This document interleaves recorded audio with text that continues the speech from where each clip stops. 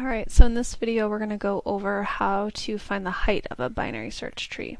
So first let's review the terminology for binary search trees related to height. So first we remember that an edge is the connection between the node and the child. The depth is the number of edges on the path from the root to the node. So the root node has a depth of 0. Another interesting term that we haven't used is level. So it's, as you would think, all the nodes with the same depth form a tree level. We talked about siblings, but level is across the whole tree, where siblings are only, from the same parent node. And then height is a tree's height. Is the largest depth of any node, which is typically the root. So a tree with just one node has a height of 0. So there's a couple cases we need to think about here. So the easiest one is actually the one that has a bunch of nodes in it. So what do you do with these trees that are either empty or only have one node? Well, an empty tree we say has a height of -1, and that's because we say that a tree with one node has a height of 0. And then that makes it so that it works out for any other tree with any other level. So any other number of levels. So this tree has a height of 2. And so in order for that to work, we need to make sure that trees with one node have a height of 0, and trees that are empty would need to have something else as well, so they have a height of -1. And this really helps us as we think about our recursive functions. So recursive functions are tricky to write, and you really need to use what you learned in 151 to make sure that you're inductively convincing yourself that it's correct. So you have to check with base cases and then assume that it works for n, and then check it for n plus 1. So in our case, we have these 3 cases that we've come up with, right?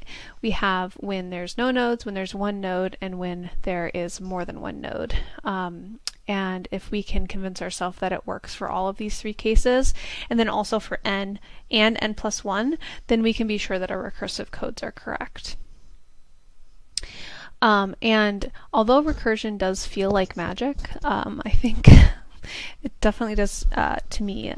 When you write it and you're like, this is it, and then it does all this stuff. It's pretty incredible. We really need to be methodical about it.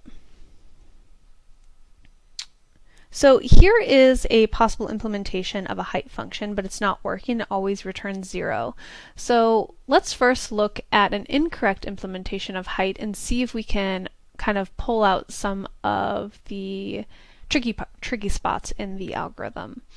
So go ahead and read through the code, and there's 2 errors, and see if you can spot one or both of them. So go ahead and pause the video and come back when you're ready.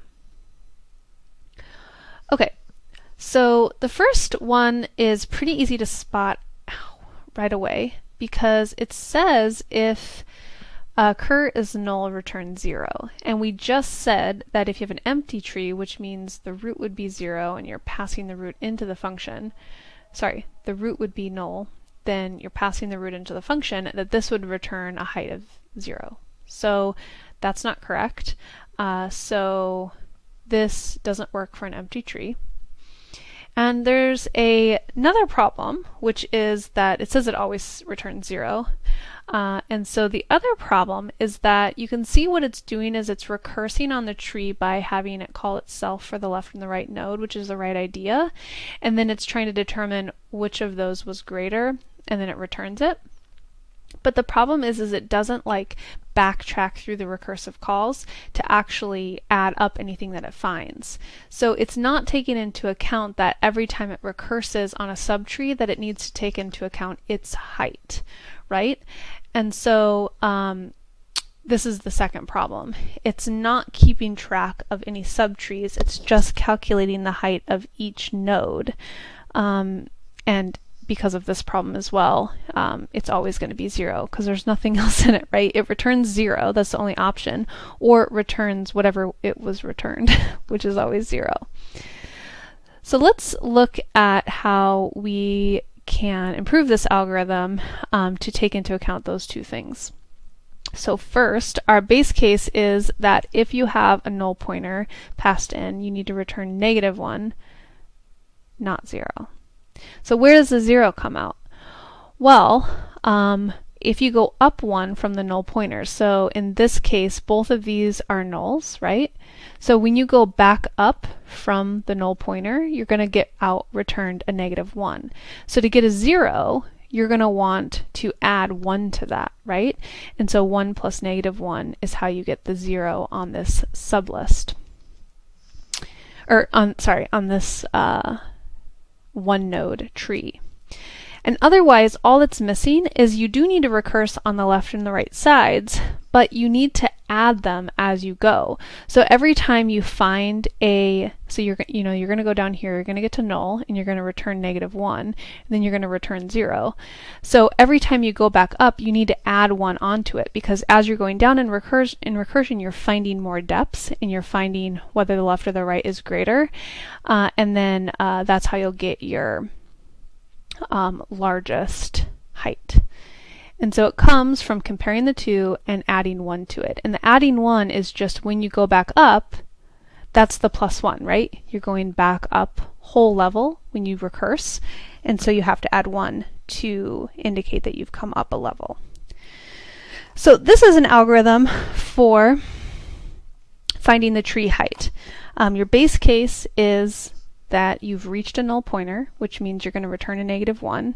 You're going to recurse on the left and the right, and when you come back from recursing, you're going to compare the left and the right heights that you just went in, and you're going to take their max.